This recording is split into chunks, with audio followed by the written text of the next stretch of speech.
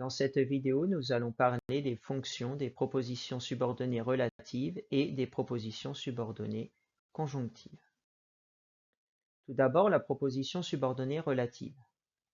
Alors, comme son nom l'indique, il s'agit d'une proposition subordonnée qui commence par un pronom relatif, qui, que, quoi, dont, où, lequel, auquel, duquel. La fonction de ces propositions subordonnées relatives est la plupart du temps complément de l'antécédent, ce qui équivaut à complément du nom. Regardons l'exemple. Ils avaient apprécié le concert qui venait d'être donné.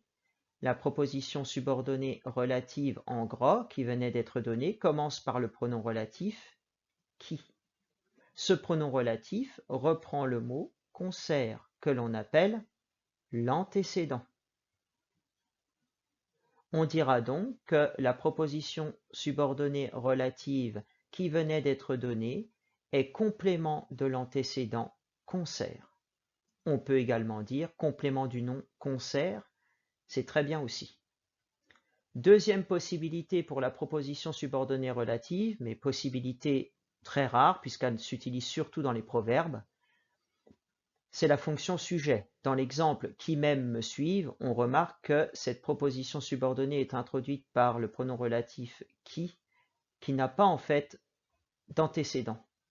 C'est un cas particulier, et si on analyse la phrase avec nos questions habituelles, qui doit me suivre? Eh bien, qui m'aime, c'est-à-dire les personnes qui m'aiment. Et ici, on a un sujet. Mais ce qu'il faut retenir, c'est ça, complément de l'antécédent. La plupart du temps, les propositions subordonnées relatives seront complément de l'antécédent ou complément du nom. Passons maintenant aux propositions subordonnées conjonctives. Alors, comme leur nom l'indique, les propositions subordonnées conjonctives sont introduites par des conjonctions de subordination. Deux cas se présentent. Tout d'abord, la proposition subordonnée conjonctive introduite par la conjonction que.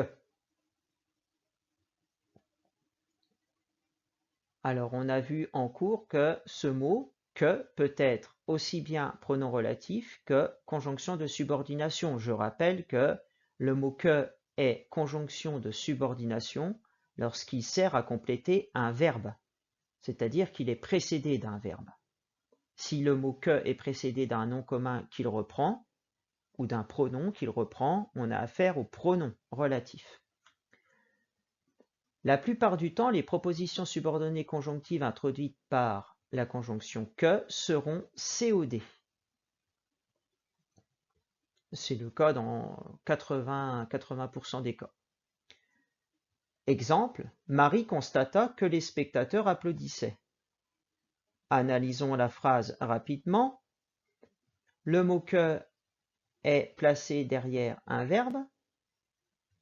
On a donc bien affaire à une conjonction de subordination qui introduit une proposition subordonnée conjonctive que les spectateurs applaudissaient. Analysons maintenant la fonction. Marie constata quoi? Que les spectateurs applaudissaient. On a bien un COD. Donc un sujet plus verbe plus qui ou quoi pour trouver le COD. Et on constate que notre proposition subordonnée conjonctive répond bien à la question Marie constata quoi? Que les spectateurs applaudissaient. Autre test, c'est la pronominalisation. Un COD peut être pronominalisé, c'est-à-dire transformé en pronom. C'est le cas ici. On pourrait dire Marie le constata. Voilà, notre proposition subordonnée conjonctive que les spectateurs applaudissaient peut être remplacée par le pronom le, qui est toujours COD. Marie constata quoi? Le, c'est-à-dire le fait que les spectateurs applaudissaient. Nos deux tests confirment le fait que cette proposition subordonnée conjonctive est COD du verbe constata. Ces propositions peuvent parfois être COI, mais c'est très rare, donc nous ne nous appesantirons pas là-dessus. Elles peuvent être également sujet ou attribut du sujet, ce qui est rare également. Alors il s'agit de phrases comme celle que nous avons ici. Que les spectateurs aient applaudi est rassurant. on a ici une proposition subordonnée conjonctive introduite par que et sujet du verbe est, ou bien le plus important est que les spectateurs soient satisfaits. Ici, on a une proposition subordonnée conjonctive en gras qui a pour fonction attribut du sujet. En effet, elle est derrière le verbe être et le verbe être, comme tous les verbes attributifs, être, paraître, sembler, devenir, avoir l'air, rester, demeurer, est suivi d'un attribut du sujet. Mais ce qu'il faut retenir, c'est que lorsqu'on a affaire à une proposition subordonnée conjonctive introduite par que, sa fonction c'est COD. Autre cas qui est là extrêmement fréquent, ce sont les propositions subordonnées conjonctives introduites par une autre conjonction que le que, c'est-à-dire les conjonctions habituelles, on pourrait dire les plus célèbres, parce que, puisque, tellement que, si, on a également quand, lorsque. Donc, point de suspension, puisqu'il y a beaucoup de propositions subordonnées conjonctives. Ces propositions subordonnées conjonctives ont pour fonction complément circonstanciel. En effet, on remarque que dans la conjonction, il y a une idée de sens. Quand vous employez parce que, vous voulez indiquer la cause. Quand vous employez tellement que, vous voulez indiquer la conséquence. Quand vous employez si, vous voulez indiquer une condition. Eh bien, ça, ce sont les compléments circonstanciels qui précisent la cause, la conséquence, la condition, le temps.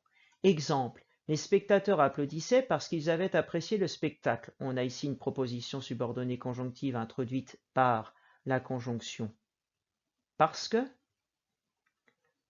Cette conjonction exprime une idée de cause. Les spectateurs applaudissaient. Pourquoi?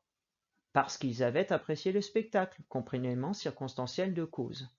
Alors, à part la question, on peut procéder aussi à d'autres tests pour vérifier qu'il s'agit bien d'un complément circonstanciel. Premier test, suppression. Est-ce qu'on peut la supprimer?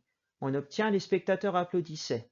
C'est correct, ça existe. Alors, bien sûr, on n'a pas les précisions apportées par la circonstance, mais la phrase peut fonctionner toute seule. Donc, on a bien affaire à un complément circonstanciel. On peut procéder aussi au test, donc là c'était le test de suppression qu'on symbolisera par un ensemble vide. On peut aussi procéder au test de déplacement.